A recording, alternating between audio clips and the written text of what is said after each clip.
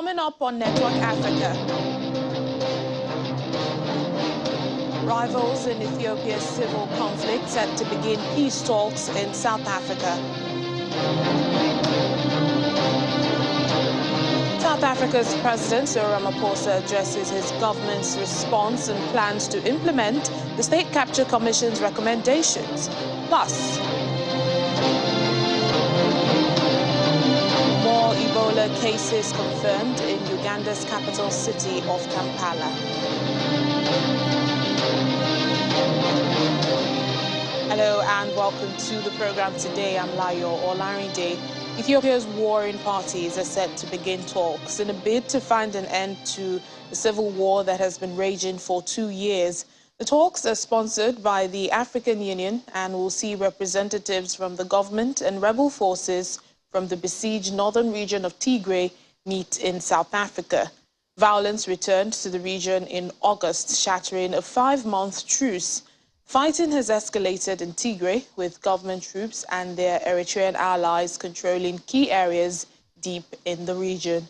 The war has also had devastating impacts, with tens of thousands believed to have killed, while millions of people left without food and access to basic services.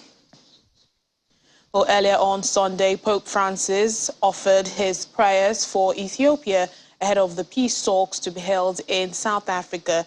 During his weekly Angelus prayer, Pope Francis told faithfuls gathered at the St. Peter's Square that violence does not resolve problems, but only increases their tragic consequences.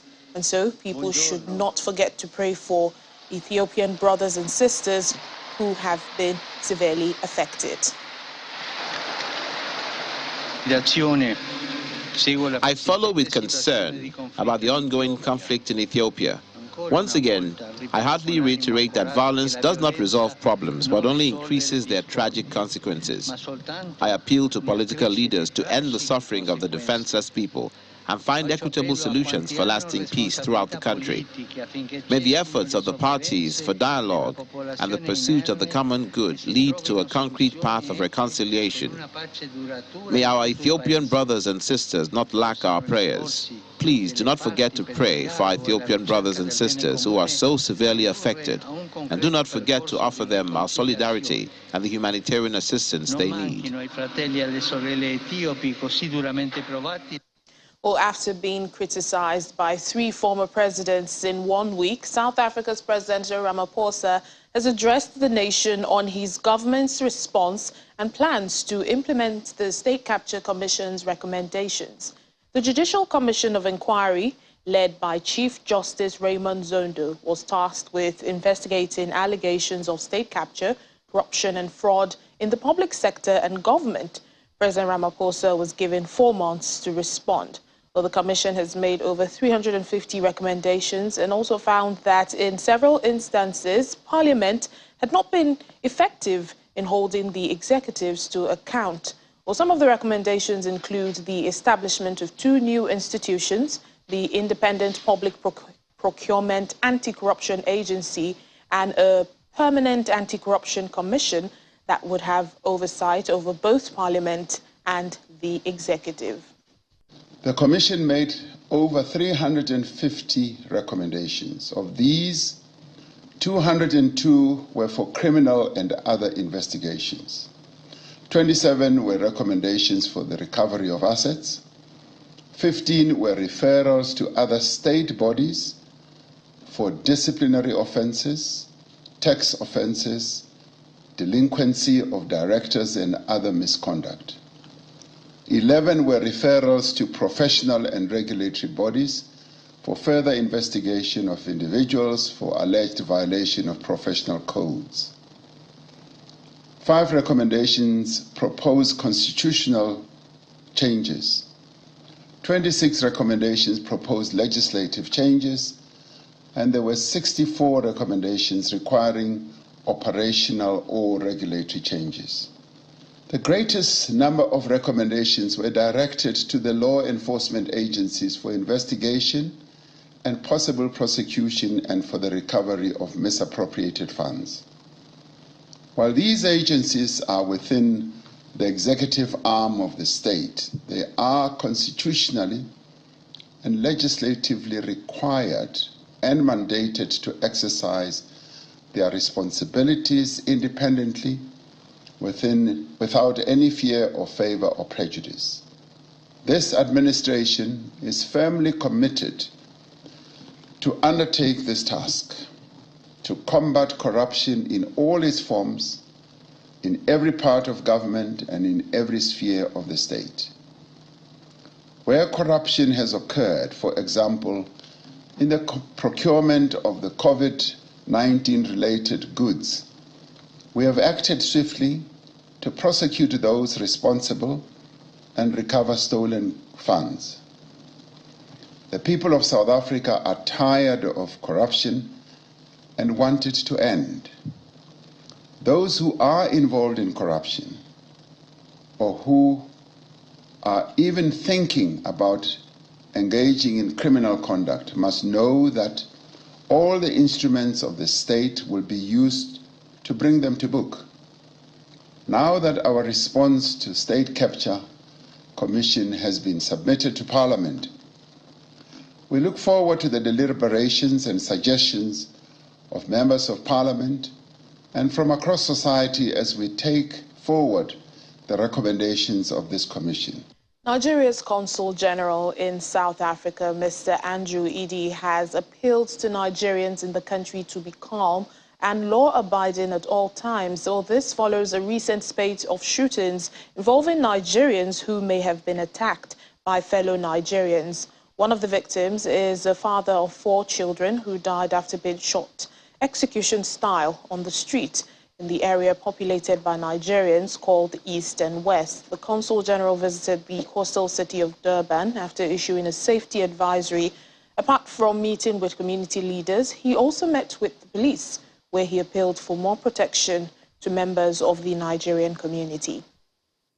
Nigeria's Consul General in South Africa, Mr. Andrew Idi, said he had to make that 6-hour journey to Durban, KwaZulu-Natal, following reports of execution-style killings of Nigerians.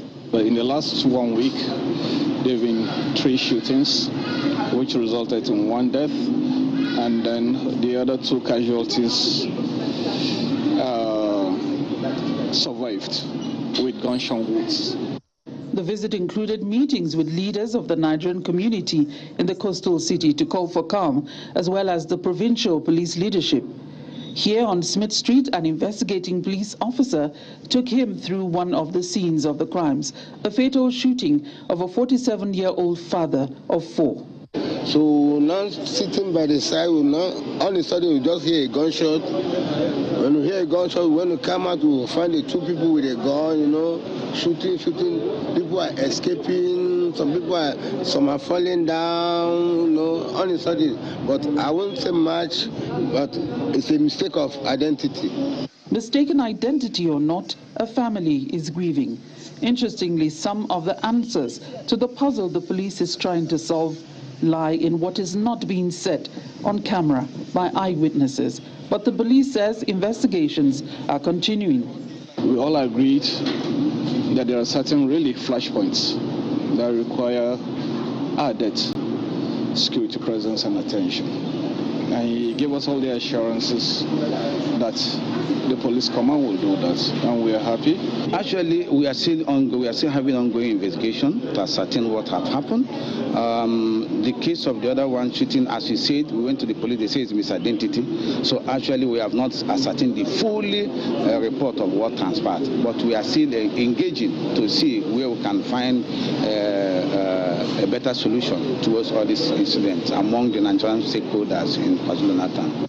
As the police strive to connect the dots to what some have alleged could be a cult war among Nigerians, the spanner in the works is that hardly anyone is willing to come forward with much-needed information, while the community continues to bleed members.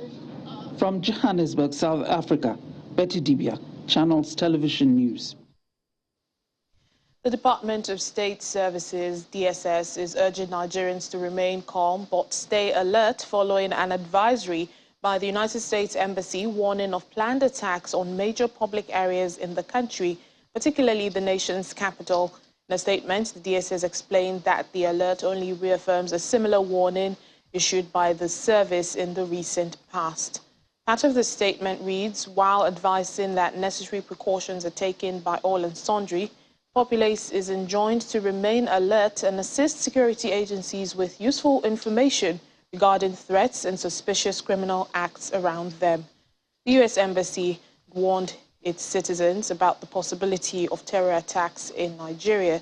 In the alert posted on its website, it explained that the Federal Capital Territory, FCT, stands a high risk of attack, with government buildings, places of worship, schools, markets, and recreational centers as potential targets. At least 9 people are confirmed dead following a jihadist attack on a hotel in southern Somalia. Nearly 50 others are also said to have been injured, with authorities warning that the death toll may rise. 3 attackers were killed by the security forces after they rampaged through the hotel in Kismayo, shooting people at random. A 4th person died when he blew up his car at the entrance to the hotel. The Al-Qaeda-linked Al-Shabaab militant group has claimed responsibility for that attack. Kismayo had been relatively peaceful since the jihadists were driven out in 2012. Federal troops backed by the AU-backed forces and local clan militia have in recent weeks retaken huge territories from Al-Shabaab. However, the group remains deadly in the area. While still talking Somalia, the country is said to be on the brink of an unprecedented health crisis unless action is taken now to prevent famine. Well, this warning is coming from humanitarian agencies at the United Nations. Dr. Mamouna Rahman Malik, representative of the World Health Organization in Somalia, says many children are dying, as a lot of them have traveled miles after miles in search of food and water, and their weak bodies could not just make it. The WHO is providing healthcare close to people in hard-to-reach communities, despite security concerns. So far, nearly 3 million people, close to 50% of the people in need, have been reached with life-saving treatments, essential health and nutrition interventions. Children dying almost every hour in some of the health centers that I visited. Many of them have traveled miles after miles in search of food and water, and their weak bodies just could not make it that last mile. Today, every single child, woman, and man in Somalia is facing hunger on a scale not seen since the 2011 famine. The risk of starving to death is being compounded by unprecedented drought, continued fighting, and the ongoing impact of COVID-19, and above all, a broken and fragile health system. About 1.8 million children, which is half of the country's children, face acute severe malnutrition today. Half of these children may die if we do not provide rapid treatment for them. Many of them will need urgent medical attention. We are racing against time to try to prevent major outbreaks of cholera and measles. We have seen deaths and diseases thrive when hunger and food crises are prolonged. We remain extremely concerned about the dire situation across the country, and we're in a desperate race against time. As we discussed a month ago, if the situation continues to worsen, and we are expecting that it will because we are currently in the rainy season and we have not seen the rains materialize, or the relief assistance doesn't continue to increase to meet the growing needs, then famine is projected before the end of this year. Sanitation, water access, health services are also included in what we're doing so that we can address the drivers of mortality. And if the rains don't materialize, then we are in this situation for at least another 6 months until the next rainy season is projected in the second quarter of 2023. Still to come on the program. As preparations continue for the COP27 climate summit in November, activists are concerned that voices will be curtailed. More details after the break. Please join us again. Welcome back to the program. 9 more people have tested positive for the Ebola virus at Uganda's National Referral Hospital, Mulago, in the capital, Kampala. Well, this brings the number of positive cases at the facility's isolation unit to 14. Health Minister Dr. Jane Ruth has said that the positive cases are contacts of an individual from Kasanda, as one of the most affected districts, who recently died at Mulago Hospital. 7 of the new positive cases are from one family. The others are a health worker and his wife. Gunmen have released worshippers and priests who were abducted from a Catholic church in southwest Cameroon after 45 days of captivity. The spokesperson for the Cameroonian Episcopal Conference confirmed the release of the 9 abductees on Sunday. The victims were taken away last month after gunmen stormed the St. Mary Catholic Church in Nchang Parish, burning the building afterwards. In a statement, Bishop Aloysius Fongdong thanked all those who helped in negotiating the release and safety of the abducted ones. 4 Kenyan policemen accused of being behind a spate of murders, abductions and torture across the country are set to go on trial in the capital, Nairobi. Well, they're part of an elite squad. They were part of that elite squad that was disbanded by President William Ruto for allegedly carrying out extrajudicial killings and disappearances of suspects over several years. Amongst their alleged latest victims were 2 Indian nationals who went missing in July and whose remains were discovered last week in a forest in central Kenya.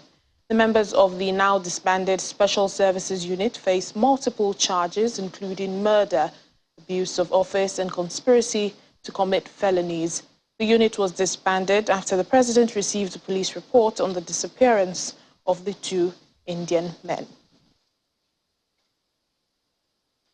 Rwandan security forces involved in counter-terrorism operations in Mozambique's gas-rich northern Cabo Delgado province have discovered an arms cache abandoned by jihadists. Well, this is the second of such find within the past 7 days.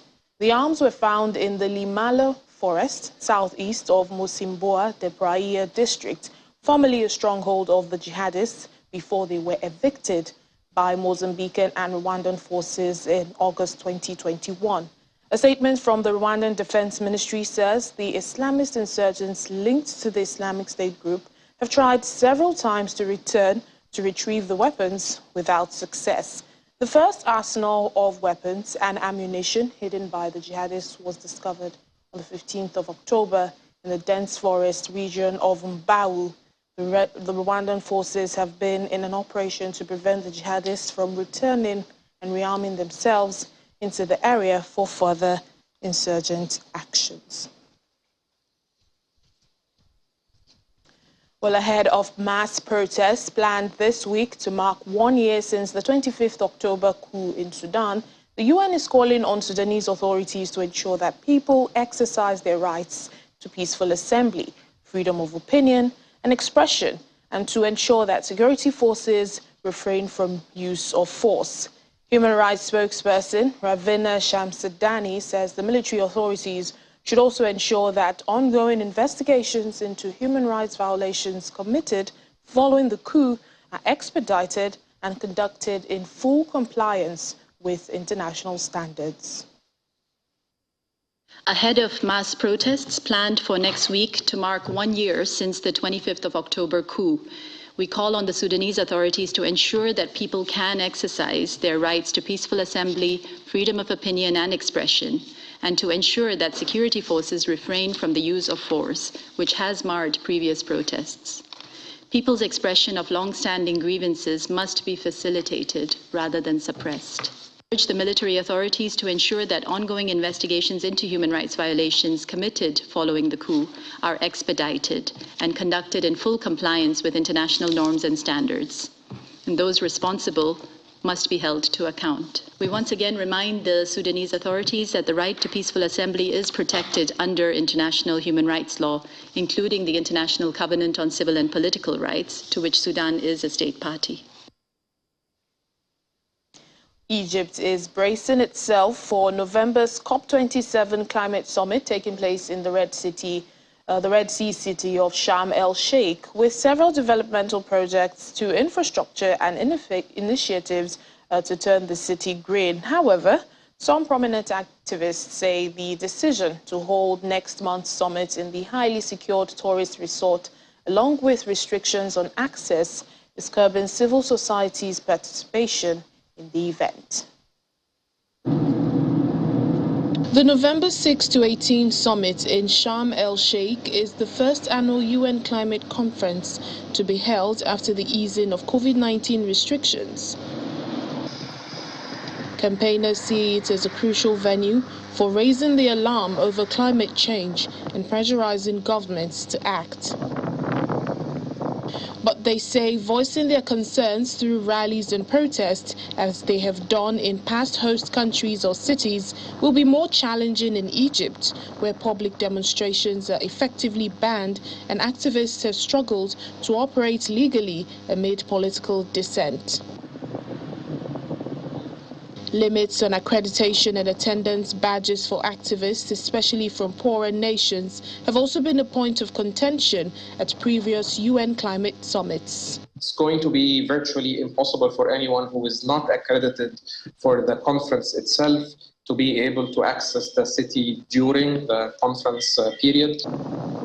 Egypt, which has just one non-governmental organization permanently accredited to attend the annual summits, says inclusion of civil society is a priority, and it has helped add more NGOs, including 35 Egyptian groups, through a single-year admission valid only for COP27. Government has made some allowance for Egyptian organizations that do not have observer status with the UN to be present through a process of one-time accreditation. However, although that was a positive step, the government pre-selected these organizations that received this one-time accreditation, did not make any public announcement, did not establish any transparent and fair process for civil society organizations to apply on an equal footing. And of course, naturally, as a result, the list of accredited organizations does not include a single human rights organization, and none of the independent human rights groups in Egypt, including those that are working on the nexus of human rights, environmental justice, and climate justice. Another concern among activists is the difficulty ordinary citizens may face accessing Sharm el-Sheikh. The city, situated at the southern tip of Egypt's Sinai Peninsula, is bordered by the sea on one side and a concrete and wire barrier in the desert on the other. Some of those hoping to travel from outside Egypt have been put off by hotel prices that ran into hundreds of dollars per night earlier in the year. It's really bad, and I know that there are attempts to try and resolve the situation, but unfortunately we're not making progress as fast as we're supposed to, because now we are less than a month before COP starts, and still we're still in this big problem around access for our people from Africa. The COP27 presidency, however, says it's doing what it can to ensure that spaces are visible in the vicinity of the conference, provided with all services, including drinking water and shades, for those who wish to hold rallies, and they should be able to coordinate themselves with the relevant authorities as soon as possible. But this month, a group of independent experts appointed by the UN Human Rights Council warned that past crackdowns on NGOs and activists had created a climate of fear, and calls on Egypt to ensure safe and meaningful participation for civil societies and every other attendee at the COP27. That's it on the program today. Thank you so much for watching. I'm Layo Olarinde.